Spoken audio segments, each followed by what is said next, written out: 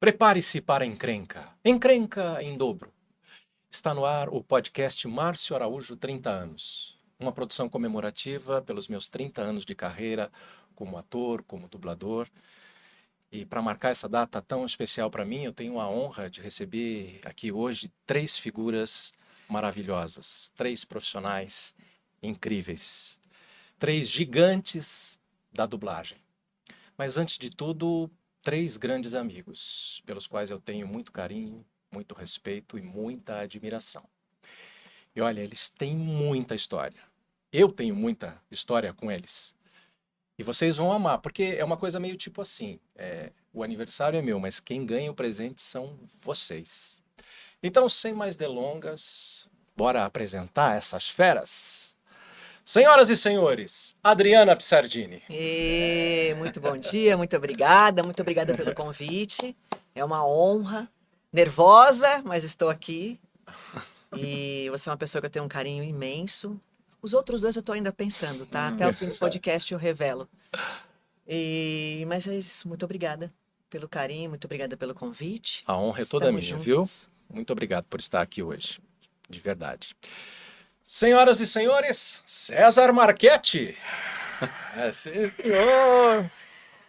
Olha, eu agradeço de coração, né? Tá aqui com amigos tão queridos, né? Somos amigos há muito tempo e já parabenizando você pelos seus 30 anos, faço questão de presenteá-lo. Trouxe um mimo para o garoto. Oba! Não sei se você gosta, não é uma bola, mas é todo seu. Muito obrigado, Divirta-se. Marchetti. Muito obrigado. Direto viu? de Argentina. No finalzinho eu abro para conferir, tá Por bom? Mas gentileza. muito obrigado. Eu tá que bom? agradeço o Vou convite. deixar aqui no Prazer estar aqui. Muito obrigado pela presença Parabéns. e pelo carinho. Obrigado Pelo mesmo. tempo aí de qualidade que você Eu tem que aí agradeço. dentro da dublagem. Eu que agradeço. É isso aí. Senhoras e senhores, Diego Lima! Gente, eu sou o mais jovem aqui, 28 anistas. Né? Bom, obrigado, é uma honra celebrar os seus 30 anos. Você é uma das minhas referências, né? Junto com outros grandes profissionais e com a Adriana, com o Marchetti, num papo descontraído, diferente, num cenário diferente para comemorar 3 décadas, hein? Bastante história. Tamo velho. Não, é o começo ainda. Experiente. Meus amigos, muito obrigado de verdade por estarem aqui hoje, terem disponibilizado o seu tempo, estar aqui para a gente bater um papo que eu tenho certeza vai ser leve. Calma, Adriana, calma. Vai ser leve, vai ser informal, vai ser descontraído e engraçado, porque as nossas histórias são assim, né? Muito obrigado, eu quero que vocês fiquem muito à vontade para usarem esse canal de comunicação da maneira que acharem melhor, tá bom? Obrigado. Mas não vão ficar tão à vontade, porque eu vou fazer a provocação número 1. Eita. Lá vem. Calma. Eu queria primeiro que cada um falasse um pouquinho como foram os primeiros passos da carreira de vocês. Como tudo começou, como vocês acharam a dublagem, como a dublagem pintou na vida de vocês. E como foi esse comecinho. Quanto tempo de carreira cada um de vocês tem. E na sequência eu gostaria que vocês, os 3, respondessem uma pergunta muito pontual, simples e direta. O que significa a dublagem para cada um de vocês? Adri? Uau, começa comigo. Só porque eu sou mentira. Vamos lá. Eu me formei atriz, né, pelo Teatro Escola Macunaíma, estudamos juntos, acho que a gente ainda vai falar um pouquinho sobre isso.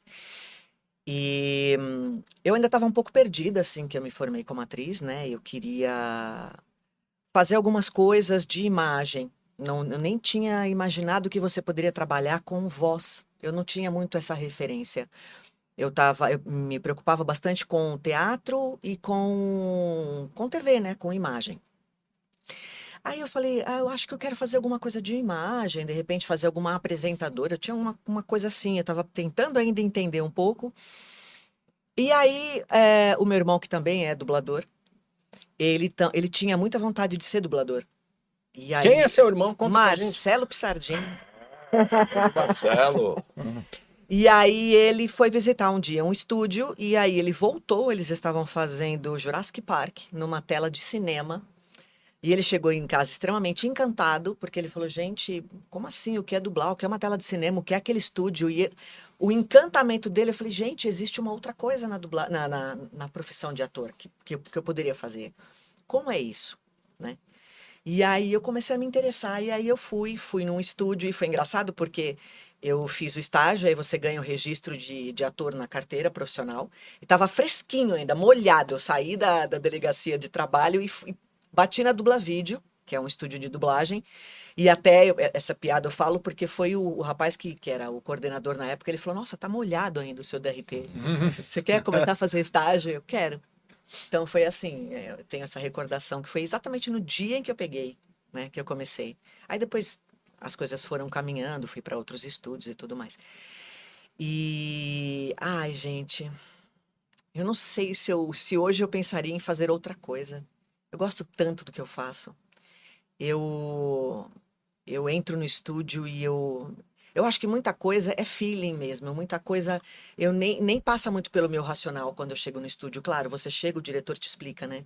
Ah, você vai fazer o projeto assim, ele tenta te passar uma ideia do personagem, mas é como se aquilo já entrasse, sabe? E sai com muito amor, sai com muito carinho, eu gosto. E tô fazendo um trabalho com o Di, ainda um pouquinho de segredo, mas chorei no estúdio essa semana. Chorou, hein? E eu me segurei. Ah, E você domina, né? ah, Você domina. foi muito engraçado porque ele virou, ele falou assim, nossa, ficou bonita a cena. Ele, oh, aí que ele percebeu. Aí ele parou o estúdio bonitinho, foi lá, me deu água, levou um papel pra eu enxugar os olhos, pra me acalmar. Que legal. E é isso, a dublagem pra mim é coração. Coisa linda, Adri. Coisa linda. Nos toca. A sua emoção nos toca. Sim. Marquete. Marquete. Marquete começou também no Macunaíma. Esse Macunaíma, viu? Comecei em 89 lá, né? Aí comecei a fazer o curso básico, com o apoio dos meus pais, incrível que pareça. Meus pais eram advogados, né? Já não estão mais entre nós, onde quer que estejam. E eles me apoiaram muito na época a fazer, né, teatro. Aí eu comecei a fazer teatro amador, na época eu morava em Santo André. Não pensava também em dublagem, nada disso passava pela minha cabeça. Para mim era só teatro, né? Eu pensava, sou um ator de teatro, vou morrer ator de teatro, é isso, é minha vida, pronto. Ia fazendo cursos, aí me formei depois, porque eu não conseguia acompanhar o Macunaíma, tinha questão financeira também, né, que era mais caro, tal, na época para mim o curso não dava, terminei com uma bolsa na Fundação das Artes em São Caetano e me profissionalizei lá. Fiz muito teatro, cheguei a trabalhar com Paulo Autran, Marco Rica, fiz algumas peças legais, assim, além das amadoras, que também eram muito legais também na época, infantis, teatro empresa, coisas muito divertidas. No meio de um dos elencos, desse específico do Paulo Autran, eu conheci o Adriano Garibe. Lembra do Adriano Garibe, que foi dublador? Sim. Talvez vocês recordem dele. Ele transitou uma época pela Alamo, acho que pela Master Sound, eu lembro dele. E aí ele, na época, eu fazia vários papéis nesse elenco do Rei Lear, né, que era com o Paulo Autran fazendo o Rei Lear. Ele falou para mim, não, você tem que fazer dublagem, você tem que entrar para dublagem. Eu falei, será, né? Mas será que tem a ver comigo? Eu não sei, porque eu gosto de teatro, não sei. Não, vai, você tem que ir, você tem que ir. Aí me indicou para fazer estágio na Alamo na época, era 96, quando eu entrei. Fiz lá o estágio, fui e pensei, acho que isso aqui vai durar um tempo, uns meses, vai continuar o teatro. Realmente continuou. Eu levei o teatro ainda um tempo, mas aos poucos eu fui percebendo que a dublagem ia tomando mais conta, né, da gente, né? Eu sinto isso também com todo mundo que entra, né? Mas também comigo não foi diferente. E aos poucos eu fui transitando, fui mudando e fui deixando o teatro, avisava os elencos, olha, eu vou fazer mais esse ano, parte desse grupo, parte desse projeto, e aí eu vou me dedicar à dublagem. E assim foi. E realmente eu concordo com a Adri, né? Depois de tanto tempo, a dublagem é o centro da vida, assim, para mim é a vida. Eu também não consigo me ver fora, embora tenha participado até de rádio já, em Amparo, bem, eu era adolescente, cheguei a participar, era essa relação com o microfone e tal, mas era diferente.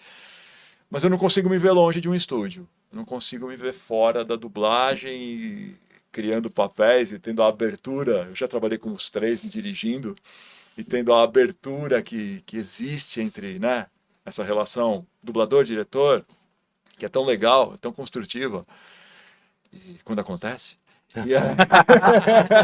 É tão bom, é maravilhoso. E é isso, né? Eu acho que ela falou coração, eu digo também, não vou dizer só o coração, porque ela já disse, mas vida, pronto. É isso. Acho que é. Eu ia falar, nossa, acho que é a nossa vida. Show. Show, Marquete. É, Obrigado é pela isso. resposta. Imagina. Dieguito. Bom, na verdade, eu sou um pouco diferente porque eu comecei criança. Eu não comecei dublando criança, né? Eu fui descoberto numa feira que tinha na rua da minha casa. Meus pais estavam desempregados e meu pai pegou a rescisão e comprou um gravador daquela época, anos 90, chamado Meu Primeiro Gradiente. Não é merchan, porque eu acho que esse produto não existe mais. Acho que não. Não, né? Esse meu primeiro Pode deixar Gradiente. que eu vou cobrar depois. Devidamente. E era um rádiozinho com pilhas, com microfone, e que era perto do Dia das Crianças. Eu faço aniversário perto do Dia das Crianças. E eu ganhei esse radinho com muita dificuldade. E aí eu só podia usar em determinados períodos, porque tinha pilha, aquelas pilhas bem grandes, assim. E aí eu ia pra feira com a minha mãe e entrevistava as pessoas na feira com 6 anos de idade, com o meu radinho. E aí eu esbarrei com a dona de uma agência de crianças chamada Dois Tons, que era perto ali na região da Pompeia. Ela conversou com a minha mãe, porque eu era desenvolto, porque eu tinha que fazer, né? E aí ela deu o cartão pra minha mãe, e a minha mãe não acreditava naquilo. Na minha família não tem artista, não tem nem músico, nem ator, nada do tipo. E aí meu pai me levou, e aí cobraram o book. Meu pai desempregado, né? Minha mãe também, numa situação difícil dos anos 90, antes do Plano Real. A inflação, aquelas coisas todas, né? Aquele susto que a gente passava. E aí, 2 semanas depois, a mulher me encontrou de novo na feira. Eu lá com o meu surrado gradiente, meu primeiro gradiente, e falou pra minha mãe, você não vai lá e tal? Aí a minha mãe falou assim, não, cobraram um book. A moça pediu de novo, e aí dessa vez foi a minha mãe. E 20 dias depois eu tava fazendo a primeira campanha publicitária, que era do Mapping. Do Mapping, e que pagou o aluguel dos meus pais, que pagou uma série de coisas. Durante um período eu fazia parte da composição de renda dos meus pais. E aí percorri vários caminhos, apresentei eventos, fiz publicidade, fiz teatro amador. E aí com 13 anos eu fui apresentar um evento e conheci a dubladora da Bruxa do 71, a dona Helena Samara, que infelizmente não está entre nós, mas está em algum lugar muito especial. E ela ficou deslumbrada por mim e ficou me incentivando muito. E aí me levou, acompanhei ela em algumas escalas. Com 13 anos não aconteceu. Não aconteceu. Eu não entendi muito bem, eu não tinha muita maturidade. Esbarrei com uma pessoa que foi meio grosseira também naquele mesmo ambiente. Aí o Mário Vilela, dublador do Seu Barriga e do Nhonho, também era muito gentil Grande comigo. Mário. Divertidíssimo. Incentivava também. Anos depois, uma das empresas que eu tinha trabalhado tinha ventilado meu nome para ajudar numa adaptação de uma saga de Cavaleiros do Zodíaco. E a Alamo entrou em contato comigo para que eu pudesse ajudar a revisar, para que não tivesse nenhum tipo de furo. E fui lá, eu na Alamo, acompanhar as gravações de Cavaleiros do Zodíaco, né? E A saga de Hades? 2004, alguma Acho coisa que sim. assim. E aí eu cheguei lá, conheci o Marcelo Campos, que também é uma pessoa que faz parte, né, da minha história. Fiquei algumas semanas lá, e aí o operador de áudio, ele saiu para atender o telefone, né? As pessoas pegavam escalas com ligações, né? É um outro universo. Hoje em dia a gente não recebe escala assim, né? Não. Vocês ainda eram de outra época, do pager, né? De outras... bip. do bip, de ligar num estúdio, a Alamo tinha Orelhão. um orelhão dentro da Alamo. Tinha um orelhão lá dentro. E aí ele saiu e eu pedi para fazer uma falhinha, né? E aí fui lá, o Marcelo não estava no estúdio. Não, se o dono descer aqui, não sei o que. Não, mas eu percebi que tem a luzinha. Se você apertar a luzinha de fora, ninguém vai entrar, porque vai estar gravando. Aí gravei, eu perguntei para ele, pro técnico, falei, e aí, como ficou? Ele, ficou horrível. Ficou horrível. E aí ele me ajudou, me deu dicas, eu gravei. E ele falou, vou apagar. Nesse estúdio, especificamente, já tinha o Pro Tools, que é um software que a gente usa. E aí sentei e fui lá no meu cantinho com os textos. E aí, quando o Marcelo volta pro estúdio, o técnico mostra pro Marcelo. Olha o que ele fez. O Marcelo faz uma cena, assim, né? Hoje em dia eu sei que é uma cena, mas... O que você fez? Aqui, o estúdio, não pode. Quem você pensa que é? Mas ele vira pro operador e fala, passa de novo. Ué, mas por que ele quer ver de novo? Tava já arrumando as minhas coisas pra ir embora. E aí ele falou assim, você tem condição, hein? Aí me chamou pra um café, tinha uma padaria perto da Alamo, a saudosa Alamo, um estúdio muito tradicional da dublagem brasileira. Tomou um café e perguntou, falou, percebi que você é desenvolto, percebi. E eu contei toda essa trajetória. Ele não sabia. Falei, com 13 anos quase, a Helena tentou me apoiar. E aí ele falou, então tá bom, então agora vai começar a sua jornada como dublador, se você quiser. Depois disso eu também fiz uma faculdade que eu queria também, que era a faculdade de jornalismo, me pós-graduei em cinema e tudo mais. E já se vão 21, 22 anos aí dessa aventura. Caramba. E pra mim é isso mesmo, a dublagem é uma grande aventura. Eu entrei um dia em um buraco temporal, uma dimensão, e eu nunca mais quis sair. Eu acho que é uma aventura, pra mim, Que ótimo. é o que resume. Eu avisei que eles tinham muitas histórias. Eu avisei. São muitas histórias. Incrível, Diego. Bacana. Muita coisa que eu não sabia. Não tinha surpreendente. Eu acho que as pessoas também adoram saber desses detalhes, essas coisas do começo da carreira de cada um, né? Só olham as pingas que a gente toma e não os tombos exato. que a gente leva, é ou não é? Oh, E eu vou pedir para vocês falarem um pouquinho dos personagens, as coisas que mais marcam a história de vocês, que comove vocês, que emociona ou diverte. Mas antes eu quero abordar alguns momentos muito marcantes para mim com vocês. Ou eu os dirigindo, ou vocês me dirigindo, e em que a gente trocou uma jornada de trabalho de muita emoção, de muita cumplicidade, de muito profissionalismo. E eu gostaria de relembrar, a gente dá boas risadas e a gente vai interagindo. Vou colocando aqui, vocês vão me lembrando dos detalhes. Com a Adri tem uma história bacana, porque nós somos contemporâneos de Teatro Escola Macunaíma, não é, Adri? Sim, somos. Início dos anos 90. Então estávamos conversando em off, que fizemos uma peça junto no início, você é uma turma depois da minha. Me corrige, é isso? Isso, exatamente. Fizemos Memórias de uma Borracha. Exato. E uma coisa muito pitoresca para mim foi que depois de formados no início das nossas carreiras, buscando o que fazer, um pouco do que você contou aí, você me passou os contatos dos telefones das empresas de dublagem e a partir daí eu fui procurar a Alamo, me apresentei, me credenciei, fiz o teste, passei assim como você, mas você começou em outra empresa. E então você é uma das culpadas por eu estar completando 30 anos hoje. Olha, Por esse gente, gesto eu de me desculpo e est- eu agradeço. É a madrinha dele. Os fãs podem dizer. Os fãs podem dizer. Mas a minha gratidão é eterna, porque foi um gesto gratuito de generosidade, de troca, de quem está começando a carreira, onde as pessoas se ajudam, Sim. né? sim. Porque é muito difícil. Em qualquer área que a gente escolha, teatro, cinema, Sim. televisão e dublagem, não é fácil. Não é fácil. Né? Não, e- Não era e acho que não é hoje.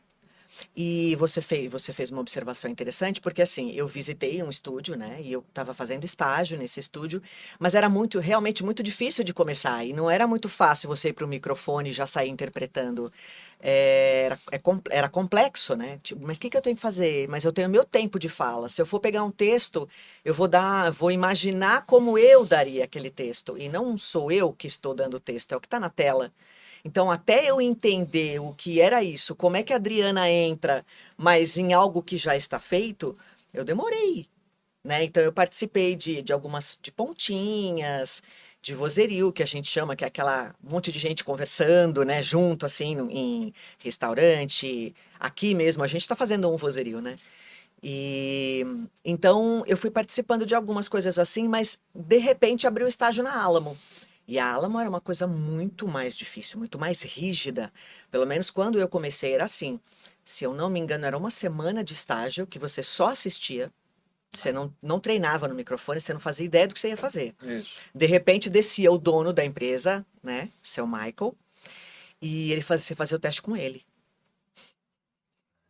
E assim, e aí já tinha aquele folclore, né? Ele não vai te falar nada, se você passou ou não.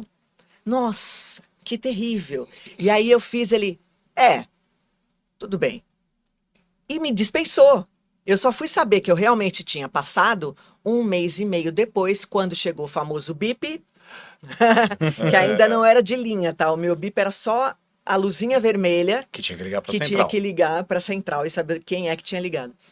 Aí eu tive minha primeira grande escala na Alamo. Eu falei, uau, passei, então eu sou dubladora. Mas em paralelo eu estava fazendo estágio no outro estúdio, porque lá eu consegui ir para o microfone. O diretor me ensinou como que tinha que fazer as coisas, então foi meio assim. Agora, você fez uma pergunta que eu já esqueci ou eu estou só comentando? Não, só abrir ilustrando esse fato aí para falar de 2 trabalhos que me marcam muito com você. Hum. Malcolm in the Middle, a nossa dublagem clássica do Uau. início dos anos 2000. Sim. A Adriana fazia Lois, Uhum. eu fazia o Hall, os 2 pais enlouquecidos correndo atrás dos filhos, crianças e adolescentes, humor irreverente do início dos anos 2000, um trabalho desafiante do ponto de vista de trabalho de ator. Uhum. Você, para mim, deu um show naquele trabalho, Adri, que era muito, muito difícil. Aquela mulher é lá louca, Exato. neurótica. É um tempo de comédia diferente que talvez a gente não veja mais tanto hoje, Uhum. mas foi desafiante sobre esse aspecto e me marca muito. E um outro trabalho que eu não sei se você vai lembrar, talvez você se lembre. P2 Sem Saída. Nossa, lembro. Você se lembra desse filme? Lembro. Fizemos os protagonistas. A Adriana faz uma advogada, numa noite de Natal, terminando seu expediente, louca para ir embora, agilizando tudo, desce para o estacionamento para pegar seu carro e lá se depara com o funcionário do estacionamento, um cara meio suspeito e estranho. E aí se desenrola todo o filme. Um filme de suspense muito forte, muito pesado. Esse trabalho marcou muito para mim, André. Eu não sei se você chegou a ver esse filme dublado, mas marcou Eu muito. assisti alguns trechos só, eu não cheguei a ver ele inteiro. Eu dublo o Wes Bentley nesse filme, que depois eu vim a fazê-lo no Yellowstone também. Então esse ator foi meu primeiro trabalho fazendo ele, e depois vieram outros, mas esse trabalho me marcou muito, muito mesmo. E eu achei que o resultado ficou incrível. Parabéns. Ah, parabéns para nós. Muito obrigada. Marquete, você se lembra de Desafio em Dose Dupla? Muito. Desafio em dose dupla. Quer falar um pouco disso? Ah, era divertido. Por Eu quê? lembro. Bom, sob a sua direção, né? Bastante lá na DPN, né? A gente fez esse trabalho. Nossa, foi um tempão, né? Que era. Acho que foram 9 temporadas. 9 temporadas? Andei pesquisando, acho que foram 9 Caramba, temporadas. caramba. Alguns episódios. Fazíamos eu e o titio Marco Antônio, né? Isso. Éramos Claude Landim e Dave Cuttenberry. Nossa, eu lembro não até é o isso? nome e o sobrenome, exatamente. Eu fazia Uma um dupla de que- ativistas trabalhando em Ah, isso. técnicas de sobrevivência na mata, com dificuldades, mas tinha algo de pitoresco, porque a gente fez Tinha. ficar leve, Sim, fez ficar foi meio ficou engraçado. engraçado. Eu lembro que o personagem que eu fazia era o Dave e o Cody, eles ficavam se chamando o tempo todo. Até hoje, às vezes, eu brinco com o Marco, falo, Dave, Cody! Eles se chamavam, eles, sei lá, iam pra neve. O meu sempre ficava descalço. Ele, não, eu não uso sapato, eu não uso nenhum tipo de calçado. Cara, mas a gente vai pra neve, você vai morrer. Não, eu vou assim mesmo, eu vou, porque ele era todo natureba, né? Realista, né? É, a gente Total. brincava muito com isso, né? Nossa, Verdade. da Tureba, olha lá vai ele. Por meio da selva, ele se cortava inteiro, né? Se machucava, mas eles iam lá fazendo as aventuras deles, descobrindo os ambientes e tal. Foi muito bom, foi uma fase muito boa mesmo, nossa, né? A gente trabalhando lá. Um outro trabalho que me marca bastante é o Get Ace, aquela animação do Gloob, não sei se você vai lembrar, já comentei com você. Era um garoto que tinha um aparelho dentário que tinha poderes mágicos. E Que tinha o interessante. Hugo. Tinha o Hugo, que era um conselheiro, uma espécie de voz do além, que de vez em quando Ah! vinha no ouvido do garoto. Olha, não faça isso. Lembro, é verdade. Marquete imprimiu uma interpretação meio Lorde inglês, uma coisa meio colada. Você se lembra disso Agora agora? eu lembrei por causa disso, Muito desse engraçado, detalhe, muito lembro, marcante pra mim. lembro. Porque eu acho que você quis prestar uma homenagem para um saudoso colega nosso. Ah, sim, nosso Fazendo querido, quase que uma imitação dele. nosso querido Drauzio. É. Ah, sim. Dá uma palhinha pra gente, vai. Olha, vou dizer uma coisa. Você não pode fazer isso, rapaz. Você deve ir por outro caminho. Dublador, Tem que ler. Tem que ter leitura. Esse é outro bordão nosso. dublador tem que ler. Nossa, boa lembrança, hein? Você não sabe, mas Que quando o memória. microfone estava desligado ali, eu e o técnico dávamos muitas risadas. Você não sabe, mas vou te confessar isso agora. Porque era muito Obrigado. divertido. Era muito divertido. Pô, valeu, obrigado. Boa lembrança. E um Realmente. trabalho igualmente importante que eu lembro da gente é você fez o protagonista de um filme chamado Hardcore Missão Extrema. Você se lembra? Você fez o Jimmy, que era um policial encarregado de defender uma espécie de ciborgue russo, Hermie, e era muito violento, mas também falava muito. Uhum. E o filme era meio inglês, meio russo. E falava muito. Uhum. E era uma coisa a coisa da wave. Para quem não sabe, né? A wave Nossa. é aquele rigor de áudio português e original que a gente precisa cumprir, o que torna o trabalho mais lento, mais processual, Mais né? cirúrgico. Mais cirúrgico. Sim. E eu me lembro, você fez o protagonista, você se lembra desse Lembro, trabalho? eu lembro. Que foi Não sei em que plataforma tá, foi difícil. dificílimo. E, aliás, sua direção foi brilhante, eu lembro, porque era muito trabalhoso fazer. Era muito, E me marcou extremamente. muito a sua interpretação, Marquete. Me marcou pela dificuldade e a entrega que você colocou naquele trabalho. É que não tinha outro jeito, né? Não Ou tinha. você se entrega, ou você não se foi obrigado. entrega. Não tem como. E era muito bom de fazer, mas ao mesmo tempo era difícil, era desafiador mesmo, assim. Não era um desafio em dose dupla, mas era mega desafiante E aquele. teve uma coisa que era o complicador da linguagem do Gostei filme, muito. que era a câmera na mão. Você Sim. se lembra daquela coisa Lembro, frenética de lembro. câmera na mão? O que dificultava muito. Sim, a questão da wave junto, tudo isso, né? E Exatamente. tinha que ficar perfeito, sim, que aí tinha a interpretação junto. Nossa, foi confuso, mas eu lembro que o que produziu dali ficou muito bom, assim, eu agradeço a você E eu também, é que agradeço. realmente foi muito Parabéns, bacana. você foi Eu me brilhante. lembro. Você Obrigado. foi brilhante. Um Obrigado. trabalho que me marca muito mesmo. Imagina, por favor. E o trabalho do diretor se marca muito pelo trabalho dos colegas, né? Porque é uma troca o tempo inteiro e quando você tem a possibilidade de escalar, você fala assim, puxa, acertei ou não acertei. Bateu, ajustou ou não, né? Pelo desenrolar do trabalho. Com o Diego também tenho 3 trabalhos que me marcam muito, viu, Diego? O Mito de Sísifo, para mim, foi muito marcante. Porque a gente gravou aquela série, aquele dorama de 16 episódios, 16, em 2021. no meio da pandemia, Remotamente. remotamente.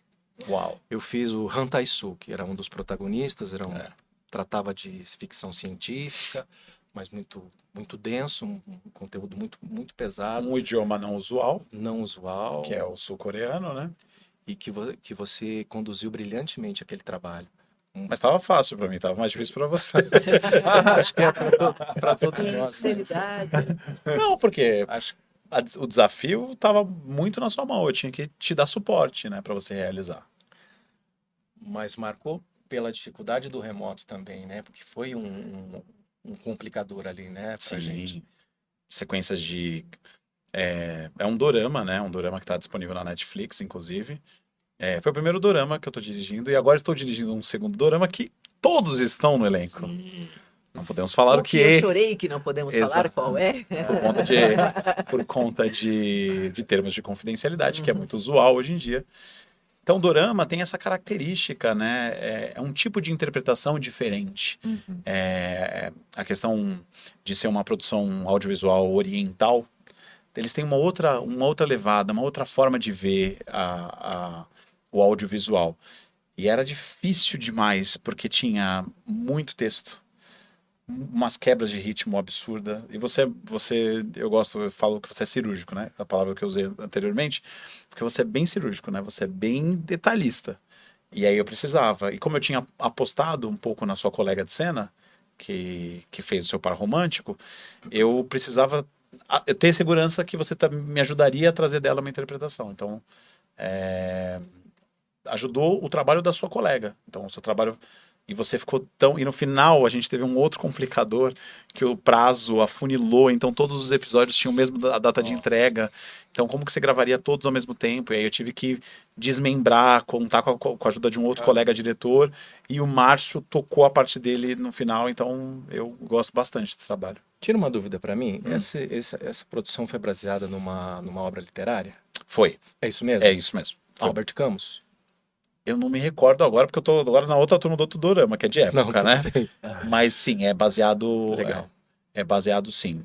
Claro, com uma estética toda própria, né, e tentando talvez contextualizar para esse público mais jovem, mas lembro que tinha assim... É que, bom, eu tive sorte de pegar coisas que eu tenho que ler o livro, acompanhar uma obra.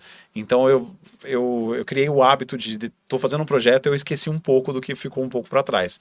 Tenho carinho, tenho cuidado, mas, por exemplo, teve coisas que eu já fiz com a Adriana, com o Marquete, tive que ler um livro para saber que é uma adaptação de uma obra literária, e depois, no próximo trabalho, a Adriana me perguntar, e o livro? Que livro? Acontece, mas eu gostei bastante. O que me dá o gancho para falar do American Gods, que também foi baseado numa obra Do Neil Gaiman. literária. Eu me lembro que quando a gente começou esse trabalho, você comentou comigo que tinha lido o livro já, que ele tinha uma complexidade de entendimento, inclusive a série que a gente estava fazendo, e você me escalou para fazer o Salim. Sim. O Salim era um árabe. Eu me lembro da delicadeza sua na hora da gente construir o sotaque, que era um complicador ali, era uma coisa de se manter, né? O sotaque é sempre uma coisa complicada, seja o idioma que for, né? Muitas vezes nos falta aquele conhecimento para lidar com esse tipo de interpretação. Eu lembro que você foi muito cuidadoso e você tem essa especialidade de me chamar para fazer os caras com sotaque, um árabe, um indiano, um coreano, ele adora. Mas foi um trabalho marcante para mim esse, American Gods. American Gods. Inclusive a Adriana também, tá? Ela faz uma atriz que eu adoro, que ela dubla. Agora fugiu o nome, a Adriana pode me ajudar, que a gente sempre esquece. Era uma obra muito difícil, né? Baseada no livro do Neil Gaiman. O Neil Gaiman participava da produção como produtor executivo. O recorte da série apresentava elementos do próximo livro e no livro não apresentava, não dava gancho. Então eu lia o livro e não entendia como tinham construído aquela narrativa, né? Que são deuses que coexistem com a população americana. E aí o sotaque, eu acho que o sotaque é uma coisa muito complicada, porque o sotaque é uma forma da gente observar o nosso idioma sem pensar que nós falamos todos português. No sentido de que como que alguém falaria português com dificuldade, sendo que todos nós falamos português desde sempre. Sim. É a nossa língua mãe, é a nossa língua pátria. Então, como que a gente vai desconstruir? Então, e eu acho que muitas vezes a gente peca, nós como indústria, em fazer o sotaque de uma forma caricata, de uma forma um pouquinho mais rasa. E cada vez mais, com a expansão da produção audiovisual, os streamings ampliando, então eles não querem mais concentrar só no mercado norte-americano. Eles estão explorando outros mercados. Cada vez mais a gente vai dublar conteúdos de outras praças. Sim. Mas acho que, novamente, você foi cirúrgico, o personagem te pegou em algum lugar porque tinha uma complexidade e a gente tinha hora que... Márcio, eu preciso tentar te explicar o que acontece aí. E a gente ia descobrindo junto. A Adri fazia... A sua era a mídia, né? É a mídia. A mídia. A Adri fazia a mídia, que era dificílima também, que inclusive acho que no decorrer da temporada trocou a atriz, né? E aí... Então eram deuses, então tinha um outro que era um cibernético. Os arquétipos eram todos muito diferentes. Eu tive que contar com um elenco assim... Uau! Novamente, um elenco estelar para abraçar um novo talento, que era o protagonista. Né? Que era o Shadow Moon, um colega nosso. Então... Eu acho que foi legal, porque foi na medida, foi meio que pueril. A série tinha uma coisa assim meio baixa, falada tranquilamente. Sim, eu lembro disso. E umas cenas assim, lindas, assim, que você ficava preso na estética da cena, mas o que está acontecendo aqui? American Gods. Eu gosto bastante desse trabalho. E Tom e Jerry, o filme. Olha aí, mais um trabalho que conecta mais essa mesa de novo. Né? Não, é isso aí. Me chama muito a atenção, foi uma honra você ter me chamado para fazer o Michael Penha.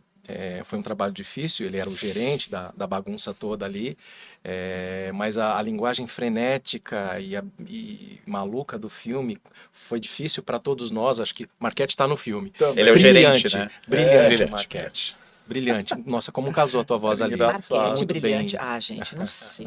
Há controvérsia. Você já... Sou Quem fã, ainda sou não fã, sou teve a fã. oportunidade de ver, vai conferir Também. Tom e Jerry. O Live filme action. Live action. Live Muito action. legal. Muito legal. E eu acho que foi desafiador para você aquele trabalho também, porque eu Foi. vi o resultado depois, eu falei, nossa, eu não vi no cinema, vi em casa, mas eu falei, isso aqui não foi fácil. Foi por algum... Bom, filme de cinema, né? Eu tenho alguns que eu Depois fiz. a gente vai falar dessa. Mas em filme de cinema, como que é, né? Por exemplo, especificamente você e o Marquette que trabalharam nesse filme, bom, todo mundo deve lembrar, porque Tom e Jerry faz parte da memória coletiva de todo Total. mundo, né? E é um filme frenético. E a gente tinha hora que a gente não entendia, porque a gente recebe uma versão não finalizada. Então tinha uma cena do hall, do hotel, que eles se emaranhavam, todos os personagens num turbilhão ali no hall. E eu virava pro Márcio e falava assim, Márcio, eu não sei o que você tem que fazer. Eu só sei que você tem que fazer. A gente olhava, observava, e uma gritaria, né?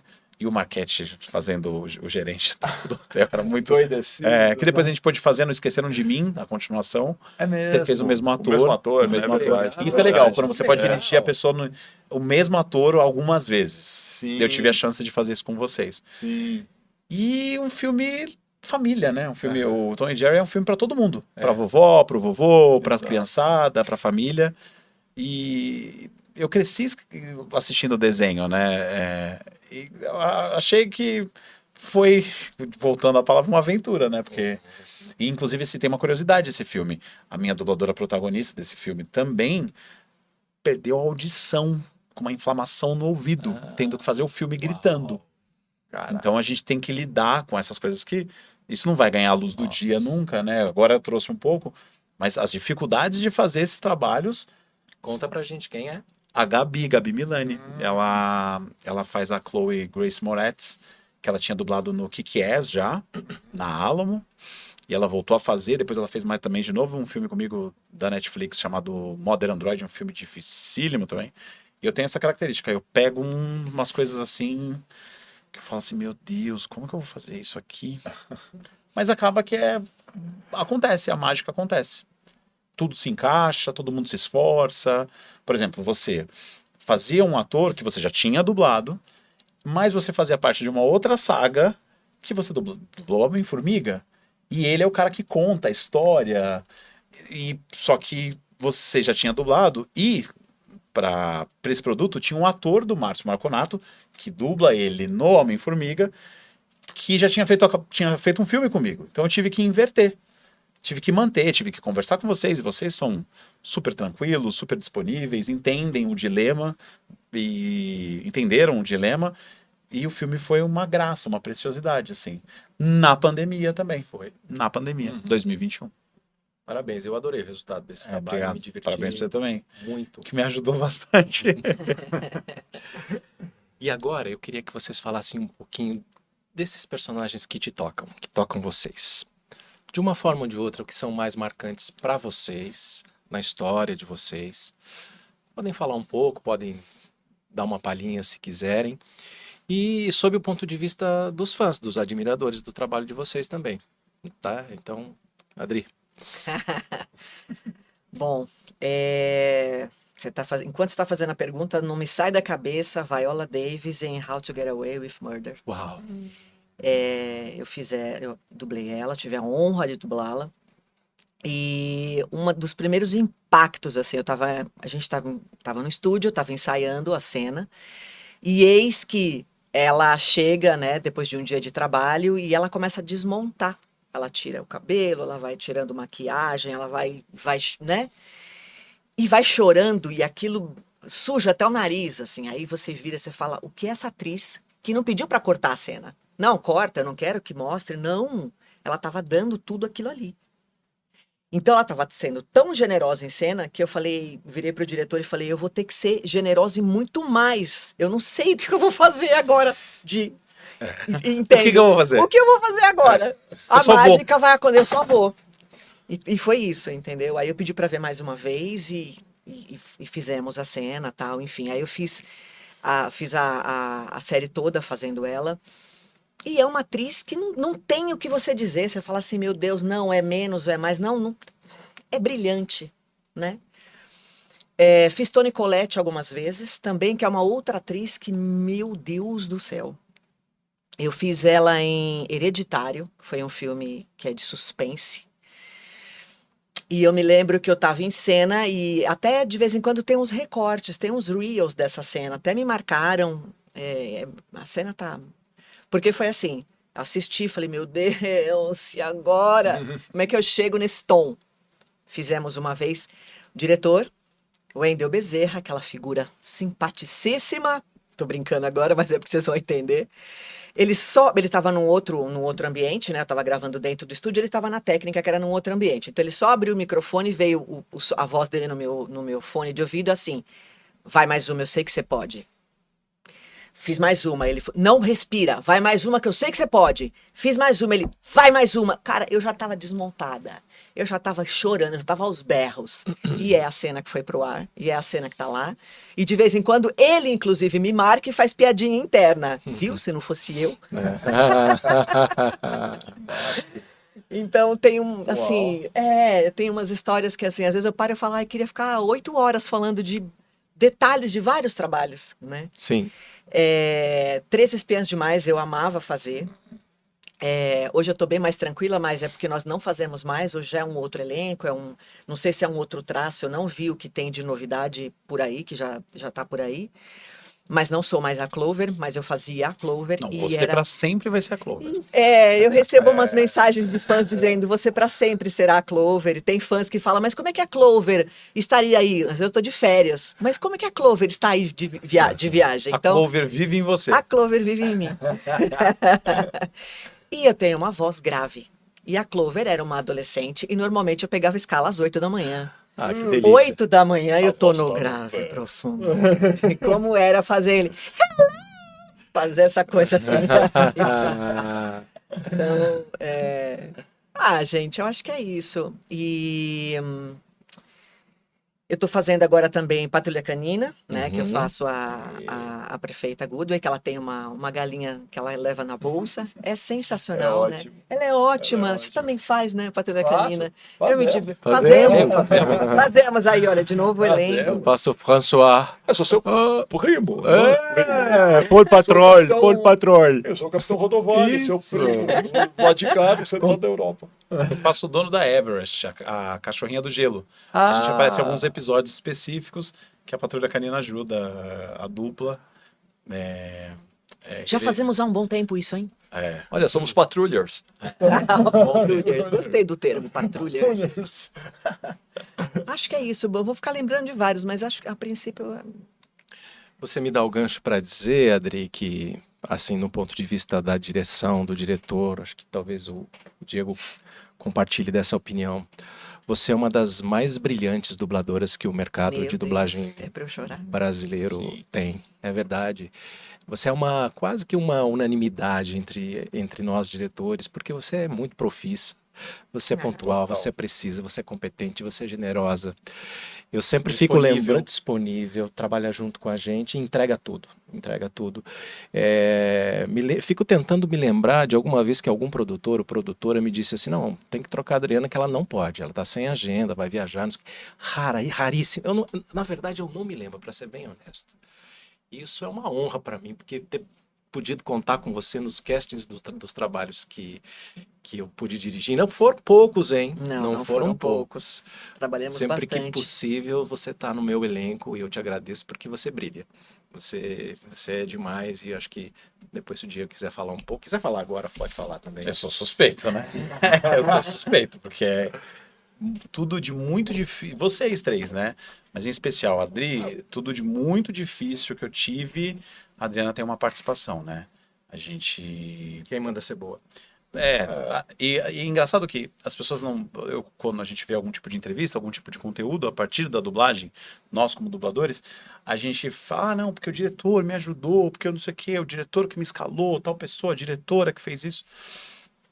A Adriana, vocês todos, mas a Adriana me ensinou a dirigir. Porque quando você faz a transição, você é um dublador e você pula o muro para dirigir, você é o responsável por aquilo, você é o capitão daquele projeto. Mas muitas vezes você é a escada para que os talentos possam subir. E a Adriana, desde o começo que eu comecei a dirigir, em 2010, a Adriana sempre foi muito generosa. Eu costumo dizer que os melhores dubladores do país são generosos com você quando você está começando a dirigir, são disponíveis. E a Adriana, a gente já teve algumas cenas bem intensas, essa semana teve uma, né? Bem forte desse dorama que eu tô dirigindo. E leve, é leve trabalhar com a Adriana. Ela pode, todo mundo tem problema, todo mundo tem um boleto, todo mundo tem um dilema durante o dia. E mesmo com qualquer tipo de problema, a Adriana é disponível, é gentil, é tranquila. Se você Adri ali, vamos lá fazer, ela acabou de narrar aqui. Vamos mais uma. Se pedir pra Adriana 100 vezes, não tem o peso de pedir 100 vezes.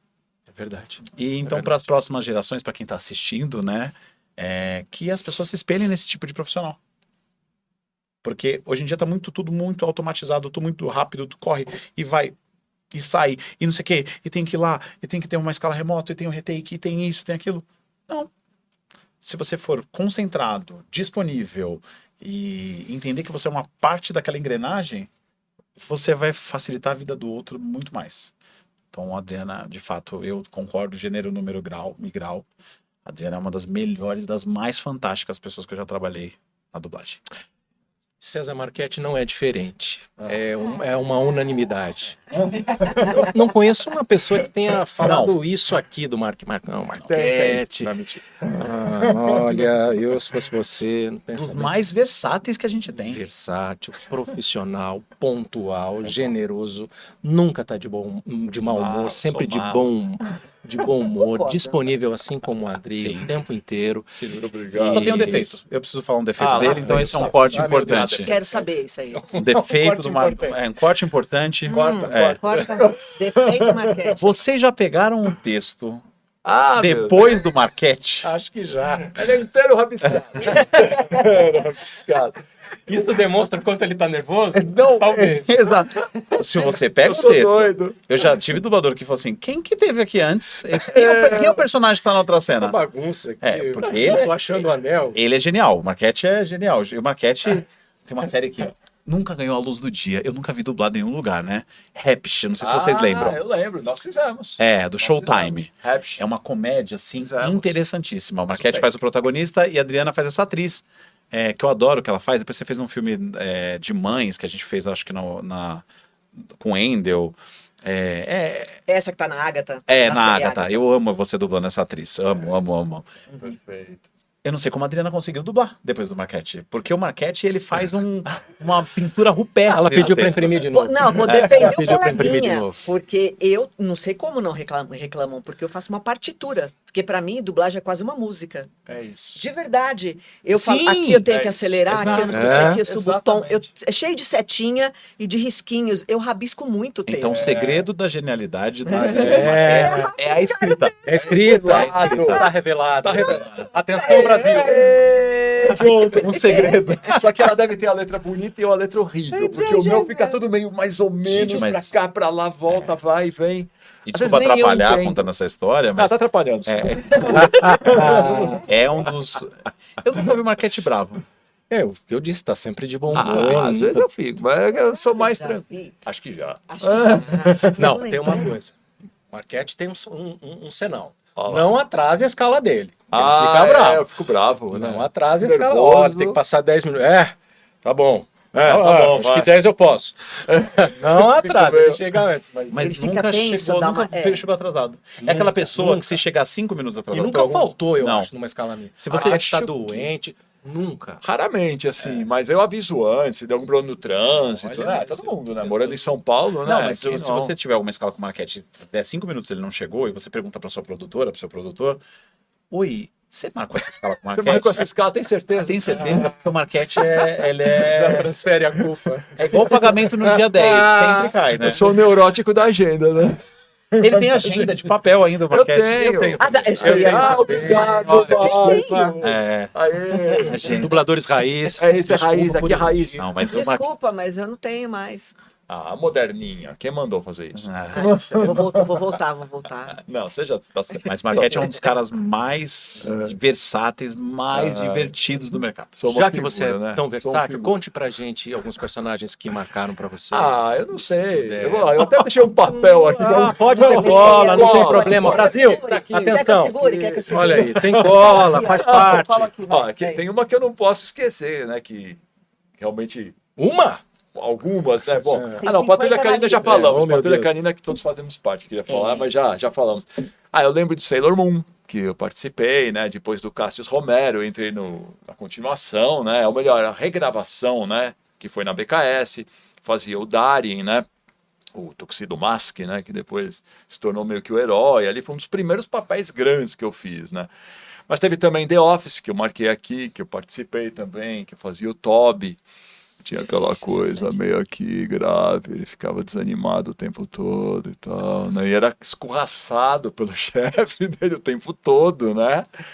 O Lie to Me, que eu não posso esquecer, direção da Alessandra Araújo, que também foi dificílimo, que eu tava meio que no começo pro meio da carreira, eu ainda tava meio, né, tropeçando em algumas coisas, algumas dificuldades, e era muito difícil, porque era um cara que, no Lie to Me, você deve ter participado em algum momento, ele conseguiu observar, né, as pessoas, ele tinha vivido um tempo numa tribo africana e ele tinha tido esse contato de só pelo olhar, pelo gestual, ele sabia se a pessoa estava falando a verdade ou mentindo, né? E ele é chamado por policiais, eu não lembro exatamente qual estado lá dos Estados Unidos, e ele é o cara que vai no meio de um assassinato conversar com o assassino para descobrir se realmente aquilo aconteceu, se ele realmente estava naquele momento, se foi ele, se não foi. E era difícil, porque o cara era cheio de gestos, era o Tim Roth que fazia. Aham. Ele era cheio de gestos e caretas, e a Alessandra queria todos os detalhes, todos os R's e S's e tudo mais. E as E bilabiais. as bilabiais e os sinks de miolo. E naquela época eu ainda não estava entendendo direito isso. Eu ficava, mas por que ela quer isso? Mas eu fui indo, né? Eu fui acreditando. E rolou, super rolou. Foi muito bacana fazer esse trabalho também. E tiveram outros. Esse ano eu participei, esse ano que passou, 24, Thelma e o Unicórnio, que está na Netflix também. Thelma e o Unicórnio. Meu Era muito Deus, engraçado esse meu desenho. Deus, às vezes alguém fala, não, você tem que assistir essa cena do Marquete. Eu gravando, não, você tem que assistir, assiste isso. Não, gente, Marquete não é normal. Né? Eu até cantei. Gente, que coisa mais maravilhosa. Marquete canta. Nossa, Eu maravilhoso. canto. Fazia um cara que era meio Brilhante. vilão, mas era um agente, era o agente do unicórnio, da Thelma, né? Mas ele queria ganhar em cima, era um agente, né? E ele era todo pra falar assim e tal. Ele tinha uma... Não, querida, olha, você vai vir amada. Eu não sei o que era amada. Você precisa me acompanhar pra entender. Não é meio bom de boca, lembra os comerciais Sim, lá de trás? sim. Um comercial que era meio um James Bond, meio canastrão, né? Esse cara tinha essa pegada.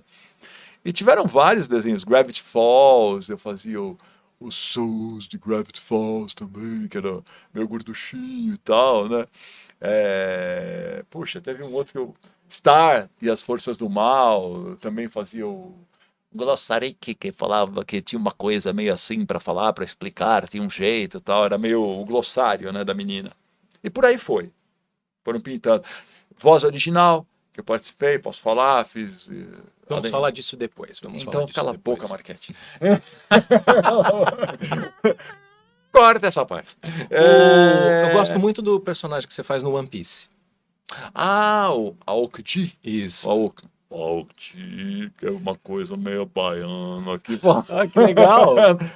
O Glauco Marx, diretor, que falou pra mim, Marquete, vamos pra um lado meio baiano, porque ele é meio da praia, ele é um almirante, né? Aham. Tem todo aquele poder dele, mas ele tem uma coisa meio aqui pra falar. Ele canta também, eu tive que cantar uma vez, né? Ele canta com os marinheiros, não sei porquê, mas tinha uma música quilométrica e eu cantava lá com o Glauco.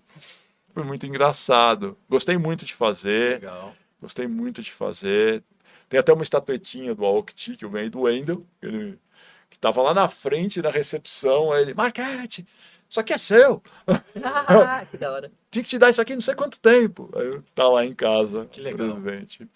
Então tem os presentes, né? Também da dublagem, da nossa arte aí, né? Que são presentes que vão acompanhando, né? Poxa, todos nós, né? Quantos anos, né? A gente vai fazendo, refazendo, né? Até falei de Sailor Moon, lembrei que há pouco tempo a gente gravou, né? E aí fizemos o longa. E eu lembro que eu falei para a produção, né, na época, eu falei, olha, eu não sou mais o Darin de quase 20 anos atrás, né? Sabe que minha voz mudou um pouquinho, né? Não tenho mais aquela... Não, mas é isso, eles querem manter o elenco. E aí fiz lá, tentei deixar um pouco mais leve a voz e tal, né? Sem cair no caricato, lógico, como eu tô fazendo agora, mas acho que foi a contento aí para os fãs, principalmente, que gostam tanto, né, Parabéns, dos nossos Marquete. trabalhos. Né? Muita coisa legal, viu? Parabéns. Muita mas- história, os fãs devem estar se deliciando Que bacana. com esses Eu relatos. fico feliz de lembrar de tudo isso com a gente, né? Com todos nós. Co- 1001 Coisa linda. utilidades. Sim, quase um...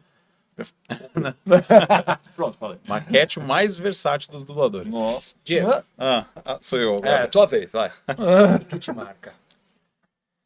Ai, De personagem? personagem. Ó, eu acho que dos que eu gosto muito, eu sou o vilão do Naruto Shippuden, né? É o Tobi que vira o Obito. Ele tô com a camiseta do Tobi, né? Com essa máscara laranja. Não sei se dá pra ver bem. E ele é um vilão de muitas camadas, porque aparece ele criança, aparece ele com a máscara, e depois ele vira o grande vilão da guerra ninja do Naruto.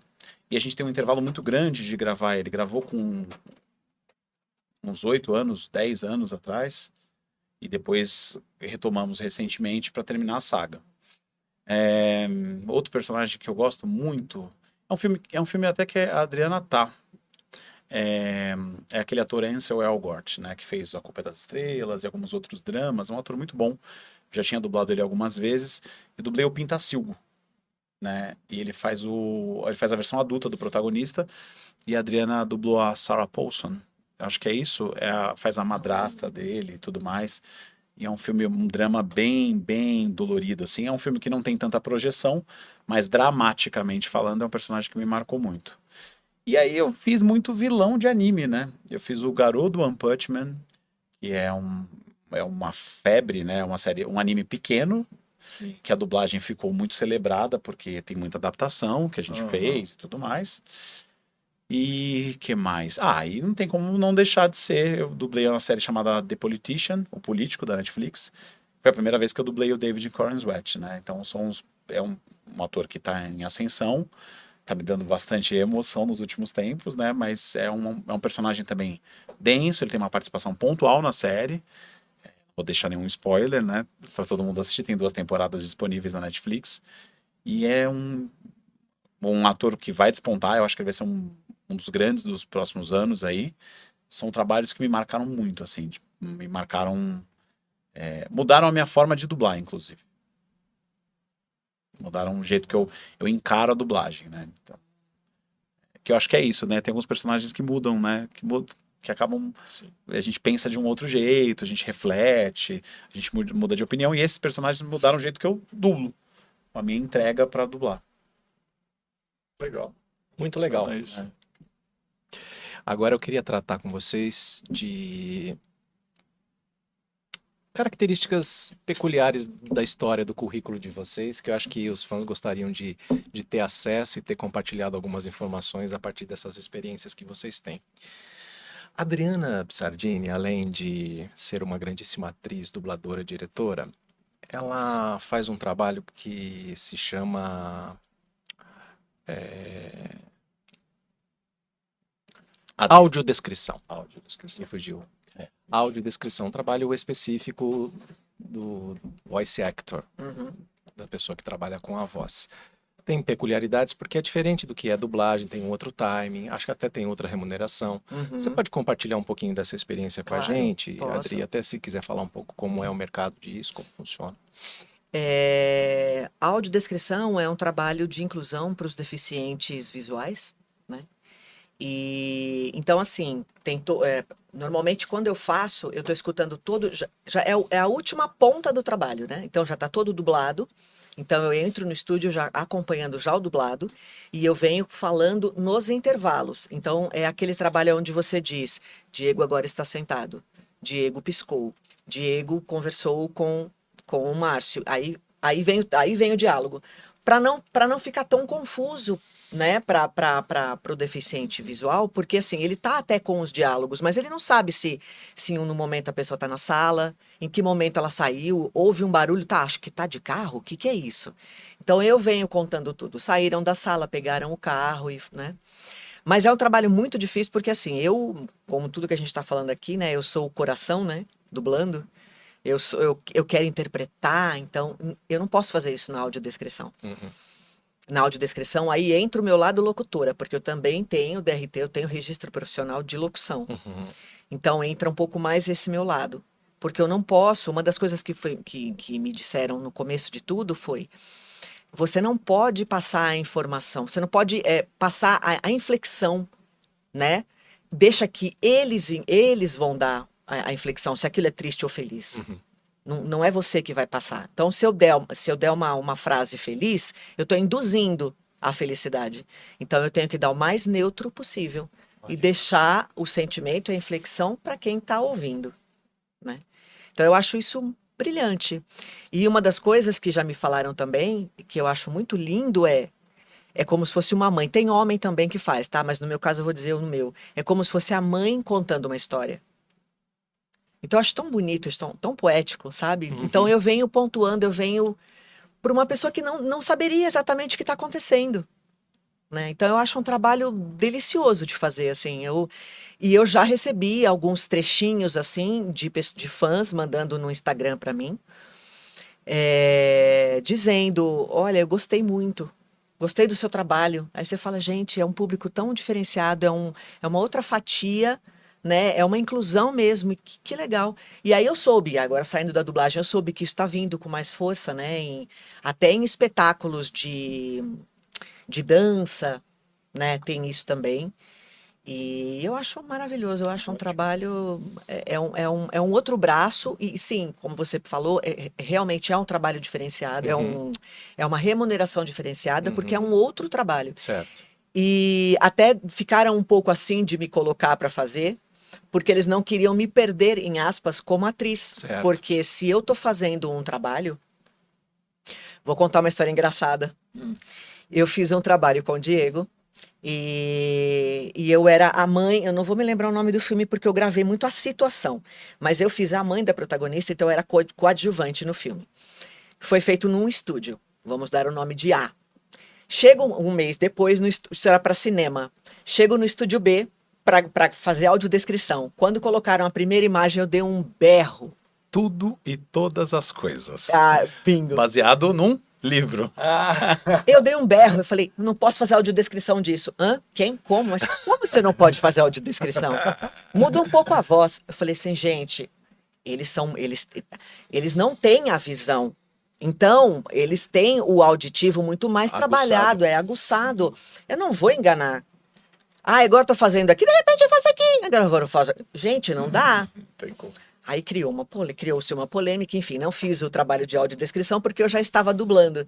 Então, quando eu comecei a fazer audiodescrição com mais frequência, houve essa preocupação. Mas e aí? Os trabalhos que ela fizer como audiodescrição, ela não pode dublar.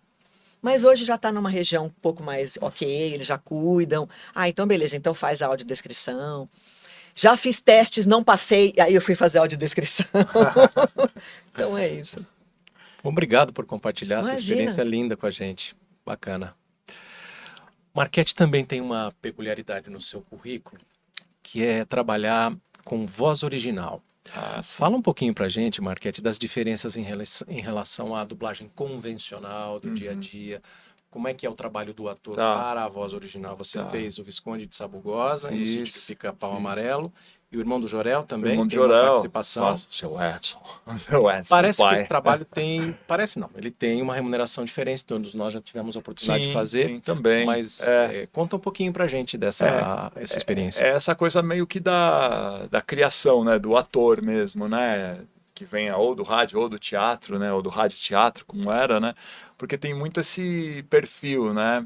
Que é você criar a partir do quase nada, né? É você criar com o que você tem, como ela até falou no começo, de intuição, né? Que é o que a gente tem, com as poucas informações no início, né? Quando a gente começa um projeto que você não sabe exatamente que rumo aquilo vai tomar, como aquele personagem se comporta exatamente, você tem lá alguns chroma keys, alguns pequenos desenhos, né? Esboços, né? E que parece que é um pouco isso, você vai dando vida e o desenhista acaba ouvindo a tua voz e também começa a criar em cima aquele desenho, você vê aquele desenho, você começa a modificar algumas coisas e comportamentos. É meio que um trabalho conjunto, mas é muito engraçado, porque pelo menos até antes da pandemia, a gente gravava todos juntos, né? Isso era uma coisa diferente, era muito legal na voz original, que você tá no mesmo estúdio, é quase como uma radionovela, né? Um radioteatro. Você tá com vários microfones, como estamos aqui, todos em pé, e fazendo a interpretação. Então é quase um teatro, né? Você está olhando para o seu companheiro, né? O diretor aparece, fala, não sei o quê, agora aqui mais, aqui menos e tal, ah, legal. E você está naquela empolgação, naquela velocidade, né? Junto, né? Com o personagem. Então é uma criação meio coletiva, posso dizer, né? Quase entre atores e direção também, né? Tive a oportunidade de trabalhar com a Gessi Fonseca no sítio do Pica-Pau Amarelo, nossa querida diva, né, da dublagem, saudosa Gessi, que fazia a Dona Benta. E que fazia com uma coisa assim, com um amor e com aquela voz doce, grave dela, aquela coisa que ela tinha, né, que era lindo de ouvir, né. Inclusive um detalhe que eu preciso falar da Gessi porque é uma querida, né, sim, nossa. Sim. Ela teve a chance de fazer a Dona Benta pela primeira vez nos anos 40, eu nunca me esqueço disso. Ela levou um jornal, quando a gente estava começando a gravar, um jornal antigo, todo amarelado já, e ela levou e falou: olha, eu preciso provar para vocês que eu fui talvez a primeira Dona Benta a gravar, a ser ouvida. E tinha uma foto dela mocinha, com o Monteiro Lobato do lado dela. Ele, Monteiro, tinha escolhido ela para fazer Dona Benta naquela Meu época. Deus. Então, assim, ela no rádio já fazia Dona Benta. Você imagina a voz daquela mulher, aquele grave dela, né? Então, eu acho que tem essa magia mesmo da voz, né? De acompanhar a gente, né? No passar dos anos, né? E vai, você vê, ela fez lá atrás e continuou já quase no início dos anos 2000, por aí, que a gente gravou. Mas eu acho que o diferencial é esse da dublagem. Na dublagem a gente tem que ter a atenção, o ouvido, a sensação, a intuição, mas também tem que estar ligado no texto e todos os detalhes de interpretação, mas está ali, né? Está na tela, está no texto, está com você, né? E está com a direção, enfim, com o técnico. E na voz original depende muito da gente criar, né, um personagem, acreditar naquilo e levar adiante, né, aquele personagem. E comigo foi assim, com todos esses personagens que você falou, o Visconde, né, o Visconde de Sabugosa que eu fiz, que eu deixava a voz mais leve, era um pouco mais leve. E agora fazendo o seu Edson, a Dona Lola, né, que eu faço também, que é diretora da escolinha Não pode! Fazer isso não pode! E isso tem uma característica. A voz original, você pode fazer vários personagens dentro da mesma produção, né? Pode, é permitido, né? E eles às vezes têm, porque assim, às vezes não são elencos gigantes, né? Eles estão falando que você pode fazer uma outra voz, eu preciso de um personagem que apareceu aí na trama. Putz, aí você vai criando, né? Vai inventando, né? Vai buscando na sua memória. Que eu acho que é isso, aí eu acho que tem muito mesmo da mão do ator, né? Eu acho que é por isso que é importante todos virmos, né, de alguma forma do teatro, da interpretação, né? Tem que ser, né, para fazer isso, né? Então acho que é um mercado que está aí, realmente tem uma remuneração diferente, né, diferenciada mesmo, porque exige muito também, né? A gente fica horas e horas e horas gravando, né, dentro do estúdio, né, e às vezes à disposição, às vezes você não está gravando ali naquele momento que os colegas estão gravando, mas daqui a pouco você vai voltar ali para gravar e você tem que estar meio que inteirado do que está acontecendo. Então demanda um tempo E grande. você vai ser dublado, né? Depois você vai ser É dublado. mesmo. É diferente, né? É verdade, é verdade. Eu já vi isso do irmão do Jorel mesmo. Como Eu que já é vi você em ser italiano. dublado? É engraçado. Eu já Porque vi, eles acho seguem que a diretriz que você em criou, né? espanhol, já vi. Claro, não vai entender o que é certo. A voz mais grave falou: que engraçado, eu tô sendo dublado. Que honra, né? É uma honra. Como assim? É engraçado, É né? engraçado. Mas é um mercado bacana, que eu espero que continue em ascensão, que venham muitas produções brasileiras, Sem né? dúvida. Tem, tanta coisa legal. E tá nessa fase agora dessas produções brasileiras indo para o cinema. Teve agora mesmo, né, o Chico Bento, da Maurício de Souza. Tem filmes novos vindo da Maurício de Souza também. E outras Tem produções. uma produção nacional, Arca de Noé, né? Eu acho que Que tem sim. vários artistas, várias Também. celebridades também. Poxa, que legal, que continue. E as né, leis que de fomento venha. ajudaram isso, porque é um mercado. Sim. Antes tinha a Índia, o Brasil agora também é um protagonista, né? Deu um up, né? Deu uma levantada, né? Isso é bom para todos nós, para os que vierem, né? Para quem está chegando, para quem, né, tá indo. Muito obrigado por compartilhar Eu que essa agradeço. experiência Prazer. incrível. Acho que Imagina. todo mundo adorou saber Imagina. dessas coisas pitorescas Prazer. do trabalho de voz original. Diego Lima, falamos bastante já da sua direção, muitas coisas que fizemos juntos. E acho que é uma unanimidade também que você é um dos destaques como diretor hoje no mercado de dublagem, não só em São Paulo, acho que no Brasil. E você se destaca porque você está no patamar daquele profissional que é requisitado para fazer direção de dublagem para filmes de cinema, que é uma demanda completamente diferente, muito específica, com peculiaridades, com timings diferentes, remunerações diferentes, exigências completamente diferentes. Você tem uma vasta experiência de gêneros, você fez coisas muito diferentes dos filmes todos que foram para cinema que você dirigiu. Dirigiu para mais de uma empresa, então você tem olhares diferentes dessas exigências, né? Você angariou um know-how, uma experiência que é muito bacana, que eu acho que o amigo de casa gostaria que você compartilhasse um pouco dessas diferenças do arroz com feijão, que é dirigir uma série todo dia ali, e esse trampo para cinema, que é onde o trabalho do dublador está amplificado, no áudio e na imagem. Todos os nossos erros ou os nossos méritos estão amplificados. E muitas vezes essa dublagem que vai para cinema percorre a história do filme, vai lá até a última mídia, né? E, portanto, os clientes têm muito mais exigências sobre esse trabalho. Eu queria que você compartilhasse um pouquinho e esclarecesse uma dúvida para mim, que o Brasil quer saber. É verdade que durante esse tempo do processo de execução do trabalho, que é mais ou menos de 1 a 2 meses, entre o pré, o o durante e o depois, você não dorme? É verdade. É verdade. Bom, Como- obrigado. Fala um pouquinho dessa experiência, Diego. Bom, obrigado pelas palavras, né? Isso tudo acontece porque eu fui um diretor muito jovem, né? Eu comecei a dirigir dublagem com 22 para 23 anos. E foi um acidente de percurso, muito para quem estava na mesma época. Um dublador, um colega nosso, não passou bem. Eu estava chegando para dublar e eu assumi a tarde dele. Eu tinha 22 para 23 anos, tinha acabado, recém terminado a faculdade de jornalismo. E comecei a dirigir com 5 para 6 anos de carreira, né, numa mudança de panorama do mercado. A gente tinha o Drauzio, essas figuras com muito tempo, vocês, que já eventualmente dirigiam, mas tinham muito mais lastro, E eu, um jovem, né? Eu fui o precursor de um movimento dos mais jovens dirigirem. Depois, acho que depois vieram outros diretores. E também fui um diretor jovem de cinema. Eu acho que eu tinha, sei lá, 5 para 6 anos dirigindo em algumas empresas, quando caiu um filme no meu colo. E eu também não posso deixar sempre de mencionar que eu fui uma aposta de uma empresa, né? De uma pessoa que trabalha numa empresa, que é a Márcia Sandi, da Warner, que talvez das pessoas que trabalham do outro lado, do lado do cliente, é a mais respeitosa com a nossa arte, a mais carinhosa, mais gentil. E ela me ajudou a desenvolver isso, né? A direção de dublagem, ela é uma série de responsabilidades, né?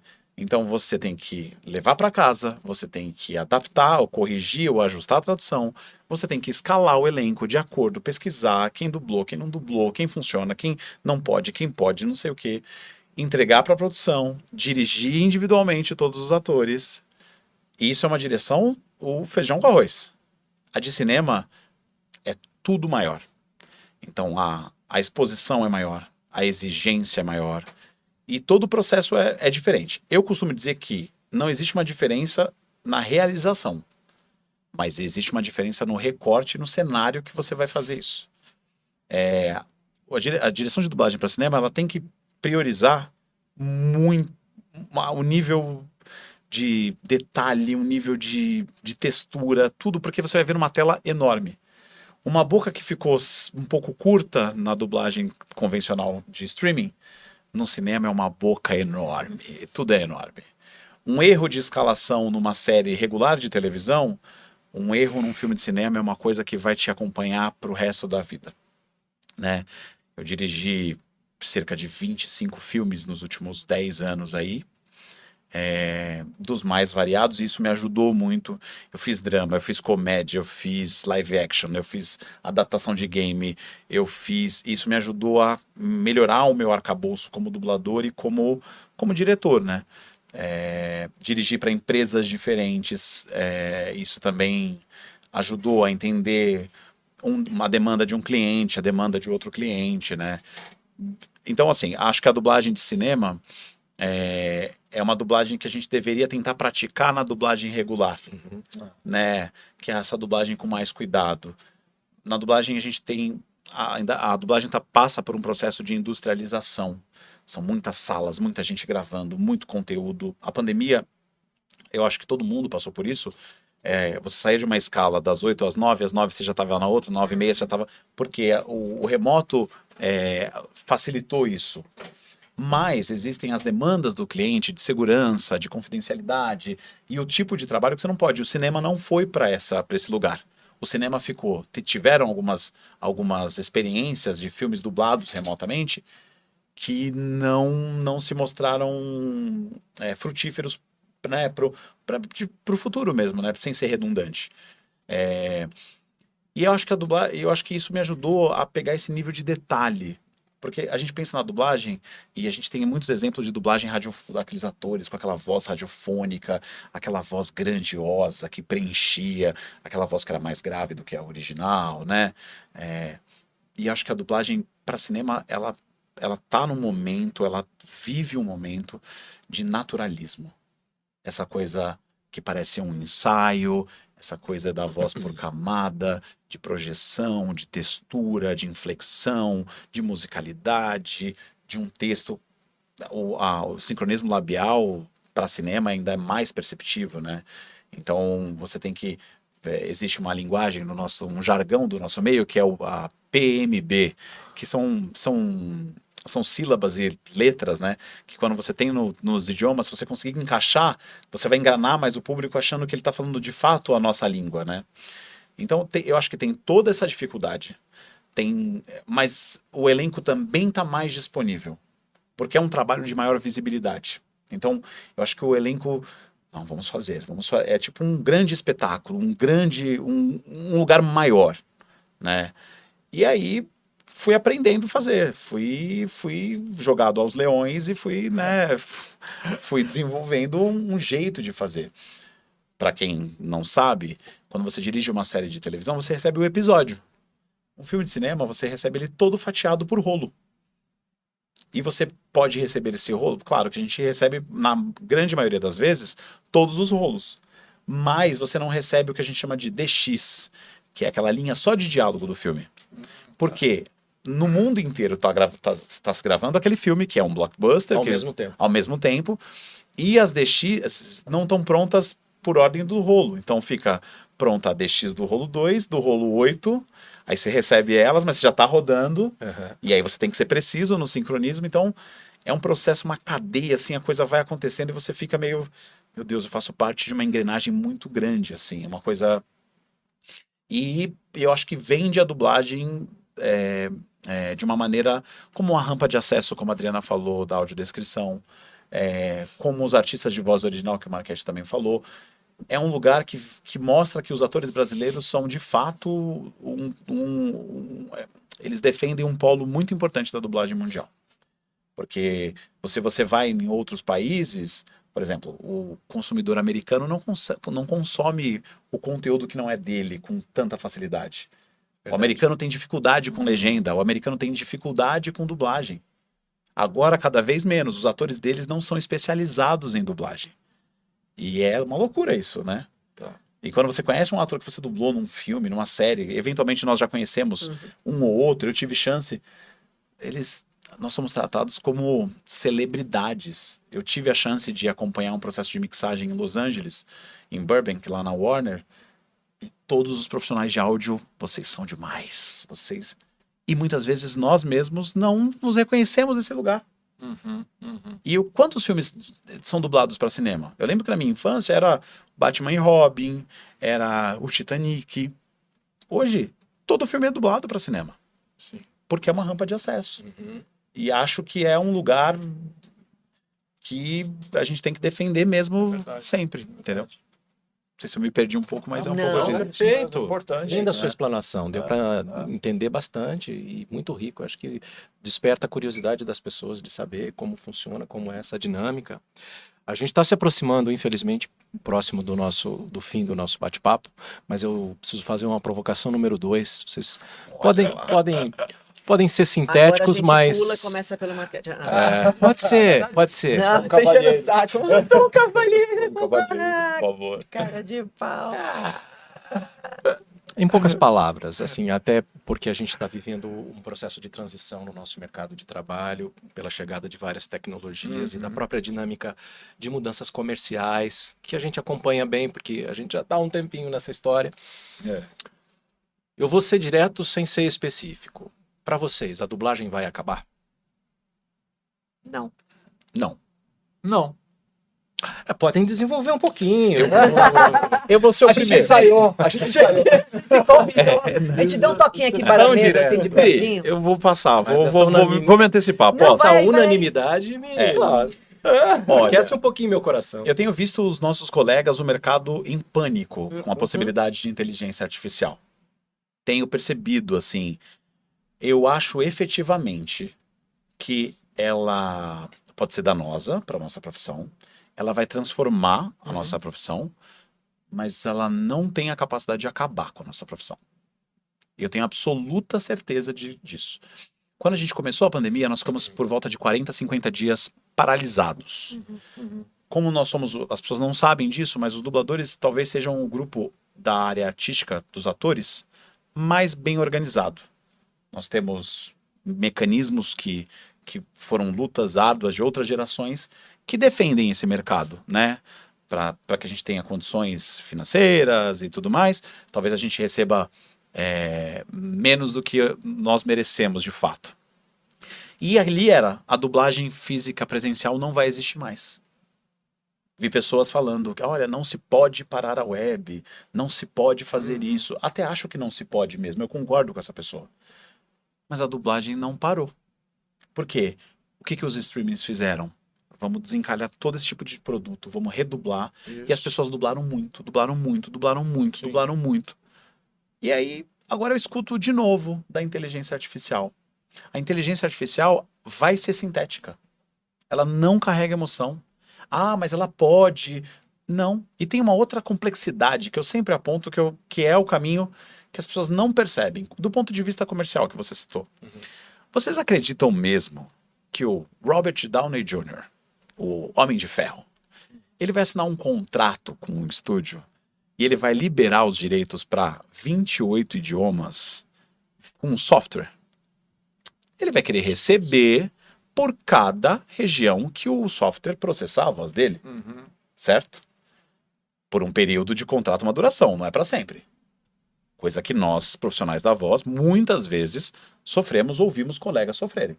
Dá contratos, né, eternos. Ele vai querer receber a grosso modo, 1 milhãozinho aqui, 1 milhãozinho lá. A conta não vai fechar. Já tem atores em Hollywood, como a Scarlett, a Viúva Negra, que já processaram essas plataformas. Que eles não querem. Madonna, uma outra artista, que já deixou claro que não vai sintetizar. Claro que existe uma geração de rede social, de jovens que está acostumada com essa voz sintetizada, mas a dublagem ainda é uma rampa de acesso. tem um aspecto social, um aspecto importante Exato. de Inclusão, né? e de defesa da nossa língua. A nossa língua ela passa por transformações, mas ela é um patrimônio cultural brasileiro. Sim. Então, será que... Eu acho que a inteligência artificial ela tem que ser observada, ela tem que criar dispositivos para que ela fique dentro de uma segurança para todos, e não só para dublagem. Profissionais do audiovisual, profissionais, advogados, médicos. Como que vai se processar um médico que comete um erro a partir de uma inteligência artificial? Exatamente. Então, assim, claro que ela pode. Como foi o advento da tecnologia, o Pro Tools chegou, se dublava, as pessoas não sabem, mas se dublava todo mundo junto. Uma TIC, DA, eu já sou DA, finalzinho né? do DA com o Pro Tools. Isso assustava as pessoas. Sim. Vocês lembram como era o Pro Tools quando todo mundo começou a dublar com o Pro Tools? Sim. Vai Vai acabar. acabar. Exato. Existe um software aqui de música que a gente usa de vez em quando, né, para acertar umas notas. Quando um ator tem que cantar, mas não alcança uma determinada nota, ele não substitui a pessoa ter que cantar. E tá há 20, 25 anos aí.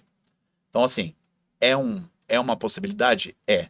Mas eu acho que ao invés de temer a oportunidade, eu acho que a gente devia olhar para ela facilitar os processos do nosso trabalho. Sim. Eu acho que é isso. Perfeito. Perfeito. Querem complementar? Dri? Nossa, não sei se eu consigo complementar. Porque, eu concordo com você, assim, muitos colegas estão desesperados e aí já começam, o mundo está acabando. Eu acho que não dá para ter essa vibe de mundo está acabando. Eu acho que concordo e reforço que tem que se olhar assim, a inteligência artificial, enfim, está chegando em vários setores, em vários. Às vezes no aeroporto, para você despachar sua mala, já não tem mais uma pessoa física ali. Então, o mundo está mudando, muita coisa está chegando. Eu acho que a dublagem ela está passando por mudanças. Tem horas que eu lamento porque a gente está dentro de um acelero muito grande. Muitas vezes a gente não tem tempo dessa interpretação. E às vezes eu falo, gente, mas já estão querendo que a gente seja robô? Calma, vamos devagar. Mas assim, ao mesmo tempo eu vejo que eu faço trabalhos ainda com o cliente acompanhando, com essa exigência dessa naturalidade do humano. Então, como assim? Eu não consigo ver que vai acabar, entende? Eu acho que vai mudar muita coisa. A gente fazia muito trabalho, eu pelo menos não faço há muito tempo, que era voice-over. Eu acredito que algumas coisas talvez a gente perca ou se modifique. Voice-over era um trabalho que a gente fazia que ficava o original no fundo e a gente começa um pouco depois, termina um pouco antes. Mas é para deixar muito claro que tem o original por baixo. Esse trabalho, talvez, né? Fique uma coisa, enfim. Mas eu não consigo ver, não. Mais flat, né? Alguma coisa mais flat. Exatamente, né? essa coisa mais flat. Assim, e eu soube também, aí é conversa de bastidores, mas eu soube que tentaram colocar audiodescrição em algumas coisas. E aí o pessoal falou, não, nós não queremos, né? O pessoal, os deficientes visuais, isso. Eles viraram e falaram assim, não, nós não queremos. O que nós queremos é exatamente o lado humano, nós não queremos lidar com máquina. Né? E eu acredito que volta naquilo que me falaram, é uma mãe contando história, é um pai contando história. Então, você vai perder essa característica, né?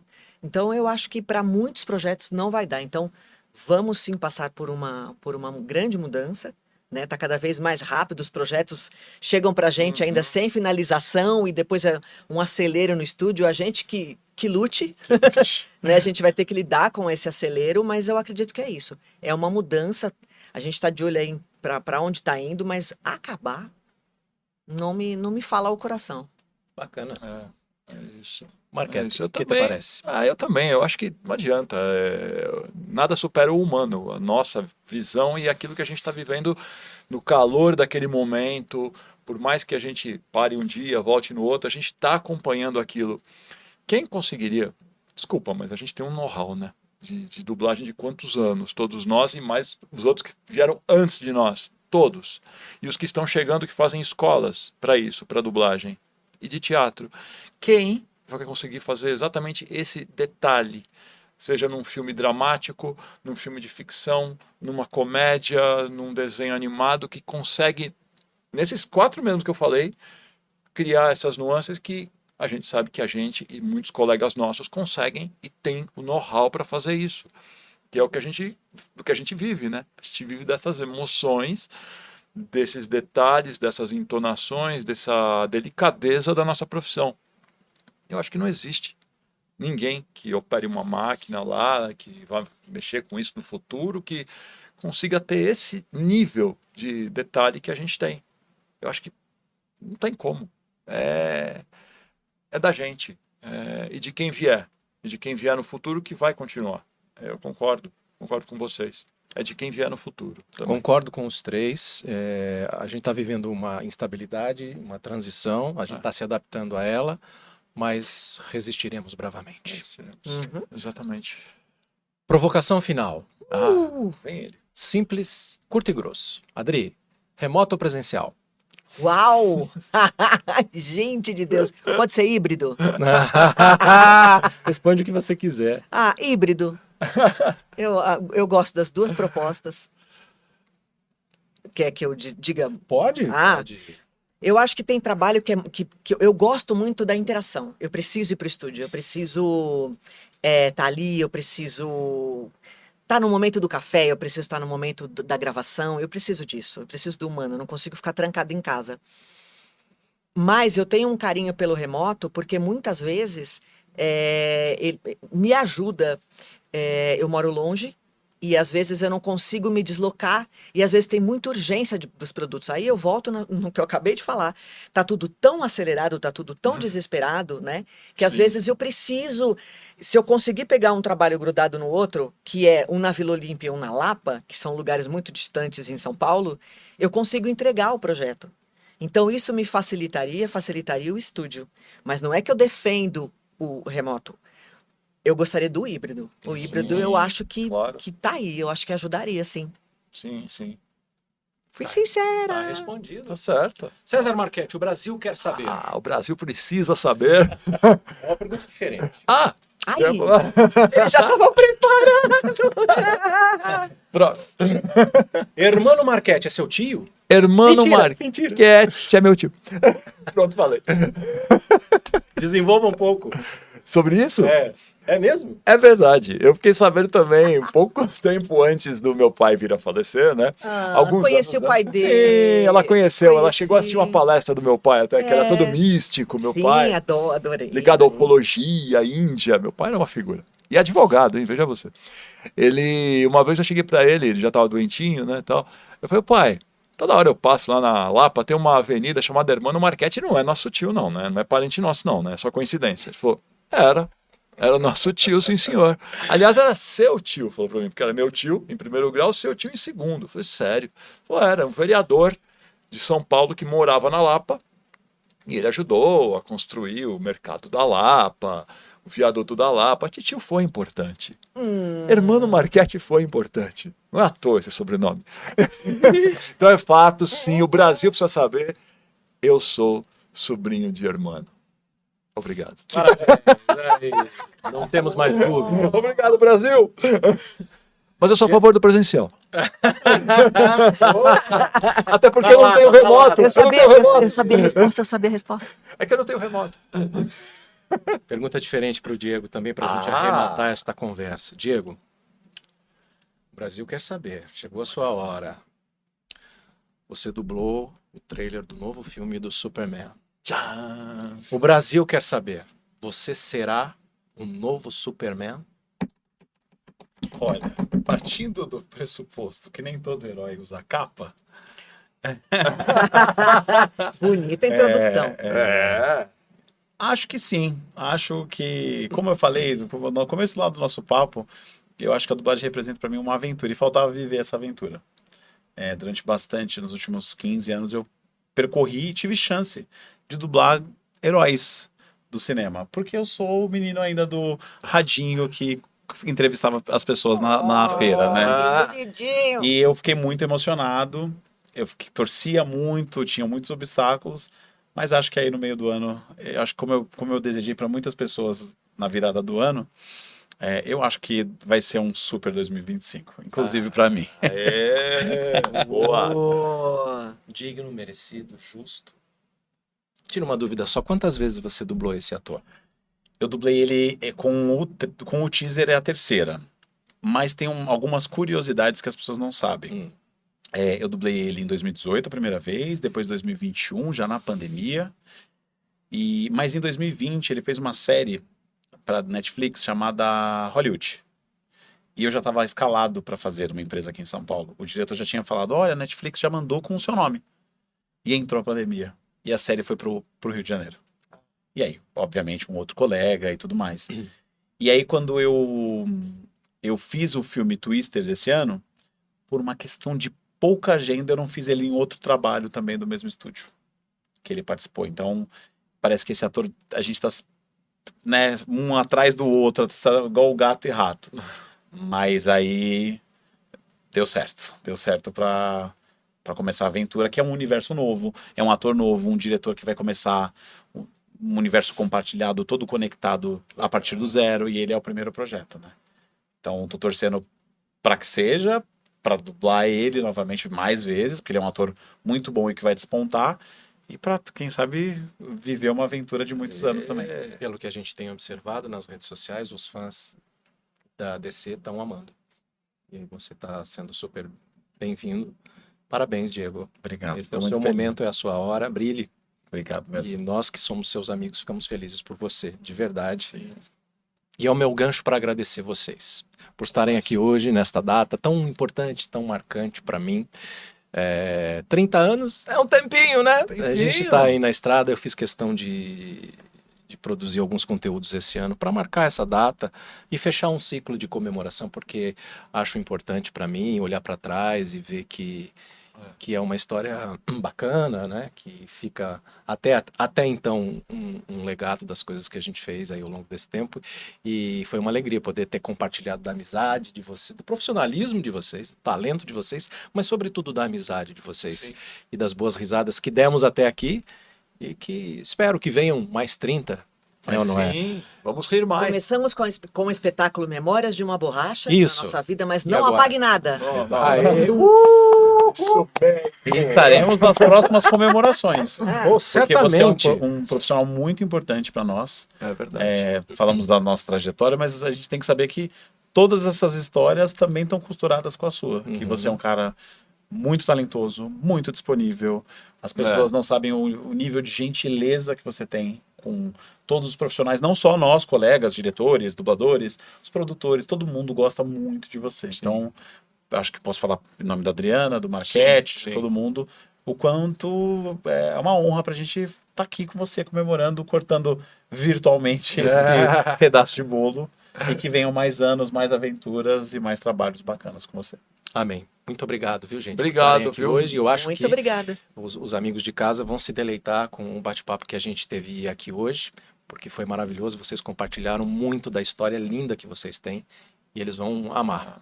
Obrigado. E o podcast Márcio Araújo 30 anos foi finalizado com sucesso. Até a próxima.